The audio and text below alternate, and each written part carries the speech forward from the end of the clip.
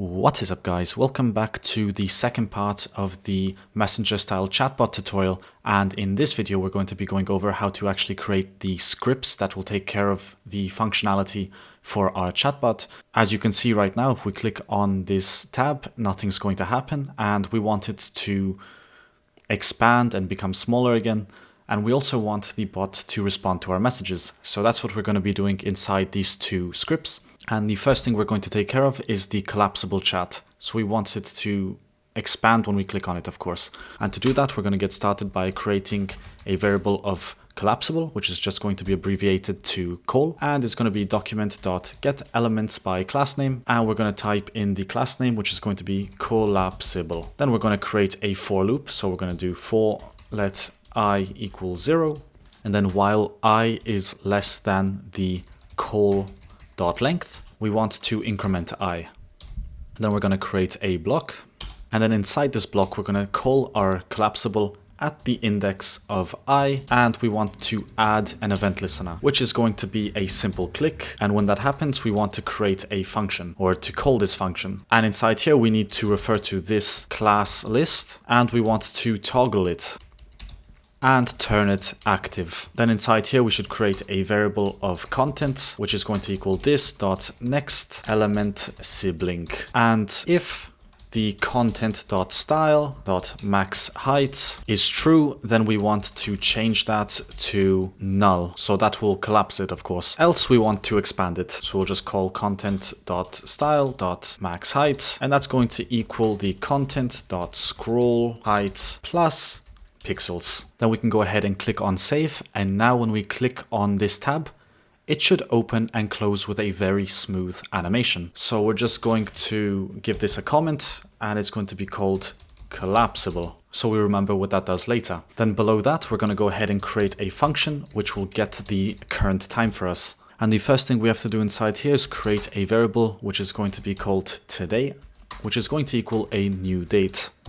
And then we want to get the hours from this date. So we're going to type in hours equals today dot get hours. And we also want to do the same thing for the minutes. So equals today dot get minutes. Now we have to create a few if statements because if the number is less than 10, it's not going to look so nice when it appears on the chat. And you'll understand what I mean as soon as we write this code. So if the hours are less than 10, then we want to append to this hours a 0. So it's going to be equals the string of 0 plus the hours. Because for example, if you get, let's pretend it's 5 o'clock in the morning, you're going to get an hour that's going to look like this, 5:19. But if we add this if statement, it's going to make sure that it will have a 0 in front of the 5 and it will make it look a lot nicer. And we have to do the same thing for the minutes. And we can just copy and paste this, although I guess it doesn't change much. So minutes, minutes, and minutes. Then we should go ahead and create another variable, which is going to be let time. And that's going to equal hours plus 2 dots plus minutes. And we want to return this time. So that is the function we need to retrieve the time and display it at the top of the message when we start a new chat. Moving on, now we need to create the first message that pops up when the user opens the chat. And I'm going to show you this so you can customize it later in case you want to ask something else. But this will take care of also adding the timestamp. So we're going to create a function which is called first.message. And the first thing we have to create inside here is the first message, which is going to equal how's it going. Then we need to call document.getElement by ID. And we want to refer to our bot starter message, inner HTML. And inside here, we want to actually create some more HTML that we can add to this block. So for this, we're going to create a pair of single quotation marks. Then we're going to use the P element and open a class, which is going to equal bot text. And then we need to close that.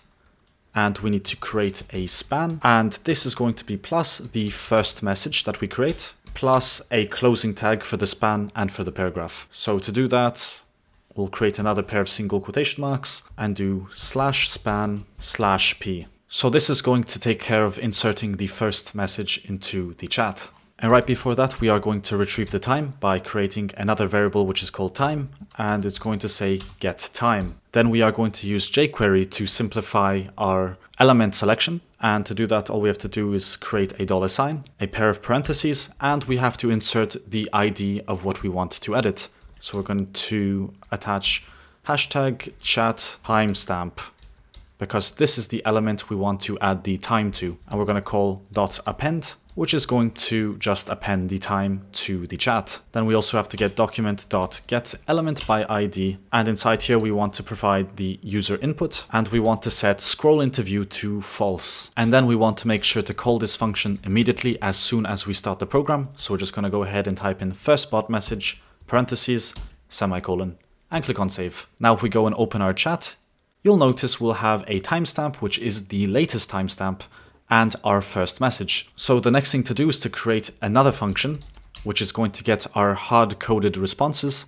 So get hard responses, or a response, and it's going to take a parameter which is called user text. Then the first thing we should create inside here is let bot response. It's going to equal get bot response with the user text inside. And we didn't create this one yet, so let's go ahead and go to our responses.js just to get this out of the way. It's a very quick program, or it's a very quick chatbot that we created here, so it shouldn't take long. So inside here, we're going to type in function get bot response, and that's going to have an input as a parameter, which is just going to be the text that we insert. And I'm just going to go ahead and copy and paste in what I had earlier. So as you can see, if the input is equal to rock, we are going to throw paper. Otherwise, if input is paper, we're going to give scissors. Otherwise, if input is scissors, we're going to throw rock. So it's the very basic rock, paper, scissors bot, plus a few simple responses, such as if they input hello, we're going to say hello there. If they input goodbye, we're going to return talk to you later. Otherwise, it will not understand anything, and it's going to say try asking something else. So of course, you're more than welcome to copy this, or you can also create your own responses. But for a very basic chatbot, this is more than acceptable. So just make sure you add some responses and we should be good to go. Anyway, once we've done that, we can go back to our original program and we can continue with what we were doing. So the next thing we want to do is create another variable, which is going to be bot HTML. And that's going to equal a paragraph tag with the class of bot text, and it has to include another span, and that's going to be plus the bot response plus the closing tag from earlier. So we can just go up there and copy that and paste it in there. Then we can use jQuery again, and we are going to refer to our chat box, and we want to append the bot HTML. Then we need to call document get element by ID, and inside here we're going to refer to chat bar bottom, and we want to set scrollInterView to true. Below this, we should go ahead and create a function of getResponse, create a block, and the first thing we have to create inside here is the user text, which is going to retrieve the text from the input box. And we're going to use jQuery for that as well. So add a pair of parentheses, then hashtag text input dot value. And we're going to use a very neat trick, which is if the user text is empty, which means the user just clicked enter for no reason, we're going to enter some special text. So we're going to set the user text to I love Code Palace.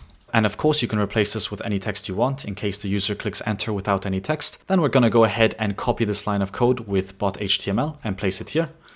And we're going to change it to user HTML, only because we need to change this to user text and we need to change this to user text as well. Then we need to go ahead and use jQuery, pair of parentheses, hashtag text input dot value, and we want to set it to nothing. As soon as the user clicks enter, it should make the text disappear so that we can enter some more new text. Then we have to refer to jQuery again to get the chat box. So hashtag chat box, and we want to append the user HTML. And below that, document get element by ID. We want to get the chat bar bottom and set the scrollInterView to true here as well. And finally down here, we're going to create a set timeout to simulate a small delay as if the bot was thinking. And this could also simulate the server trying to respond. So to do that, we need to create an empty function, use the arrow and create a block. Inside here, we can insert get hard response, and inside we have to insert the user text. Then we also have to specify a delay, and I want it to be of 1 second. You can put 2 seconds, you can put 3 seconds, you can put no delay, that's up to you. But I prefer it with a 1 second delay. Up next, we can go ahead and create a function that handles the send button. So let's go ahead and type in send button, and it's a very simple button because all it does is get the response, and that is that. Then we should go ahead and create the button for the heart as well. So function heart button. And for the heart button, we actually have to create another function, which is called button send text. And you can use this later for other projects, but for now, it's just a very good template to have in case you need it.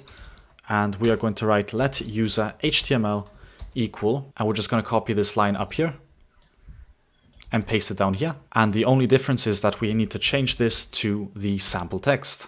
Then we also need to copy this section here and paste it right below.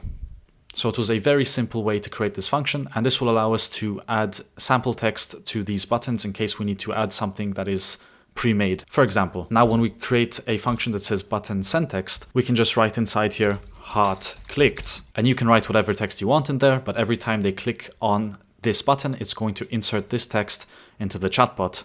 So it's a very good helper function to have. And finally, the moment that we have all been waiting for is the final key press, or the final function that handles the key press when the user taps enter. So we're going to use jQuery for this as well. And it's going to refer to the ID of text input. Then we have to call key press, and we need to create a function with a parameter of e. And then inside here, we're going to check if e.which is equal to 13, which is the key code for enter. Then we want to get the response. And we're just going to add a comment, press enter to send a message, and click on save. But with that being done, we can actually go ahead and test our chatbot. So now if we go to chat with us, it says, hey, how's it going? If we click on hello, you'll see that we'll be able to insert a message and that it will respond to us after a 1 second delay. We can also click on the heart and it will say heart clicked. Otherwise, we can also click on the send message with nothing inserted and it will say, I love Code Palace. Of course, it won't really understand what we said, so it will say, try asking something else. And if we go ahead and click on rock or type rock, it's going to say paper. If we say scissors, it's going to say rock. And of course, if we say paper, it's going to say scissors. So in the responses.js, you can write as many responses as you want. You can come up with your own algorithm for responding to these. And yeah, that's essentially how we create a very simple Messenger style chatbot. Of course, if you have any questions, feel free to leave them in the comment section below and I'll do my best to look at them. But with that being said, I'll see you guys in the next video.